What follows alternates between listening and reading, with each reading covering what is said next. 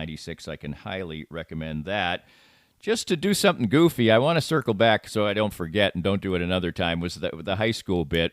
So we were talking about covers and certain songs. And anyway, so one of the questions they put out for consumption by my high school class was, your favorite song to dance to, okay?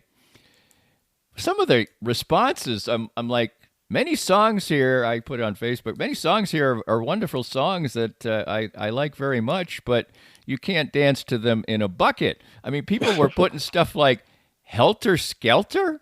I mean, is there any way in the world you can dance to Helter Skelter? Not without looking deranged. So, yeah. Anyway, I don't know. I didn't understand some of the responses to that. But anyway, in closing, we are looking ahead to the summer and great weather and big shows. And this sort of ties in a couple of things of different generations. A couple of the big shows that we're going to see this summer in Kansas City involve the superstar artist heading, to the biggest arenas now. You're never going to get to see her anywhere else, maybe for 30 years, is Billie Eilish. And Barry Manilow, maybe the chance to see him for the last time, somebody who probably people would roll their eyes when you say it, but from a songwriting standpoint and how many records he sold and of his time, certainly both of those artists in their own way, unbelievably important. Yeah. I mean, we knew you didn't have to be a soothsayer. When I saw her at the Independence arena back in 19, I think, it was like, she's not playing these rooms anymore. It's going to be arenas eventually, and here we are, and deservedly so. She's done so much since then. She started at Record Bar, right, in front of 200 people. So yeah, that was sort of expected, but she's come a long way in a relatively short period of time. And Barry Manilow, I've seen him several times. Yes, it's very novel. We kind of made fun of him, growing up. He was smarmy and cuddly and whatever. He just wasn't what you wanted to hear when you were 14 or 17. Right. And punk is on the horizon. But yeah, I've seen him because I got paid to do it and the ticket was free.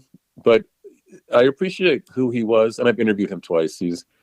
He is kind of who he is. I mean, I remember he said, I want to make sure you're recording it. I said, I'm recording it. He goes, okay, well, we'll record I want you to record this and then play it back so I know you're recording it.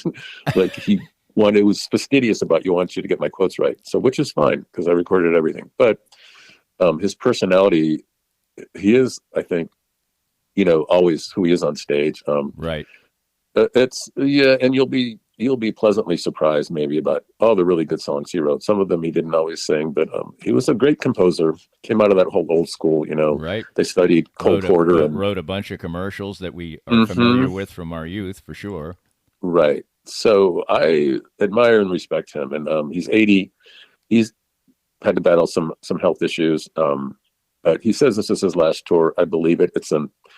He's just bouncing all around the Midwest. I'm just wondering, does he need to really do Oklahoma City, Tulsa, Kansas City, Des Moines? Right. His devoted fans would probably drive that distance, correct. For one or the other.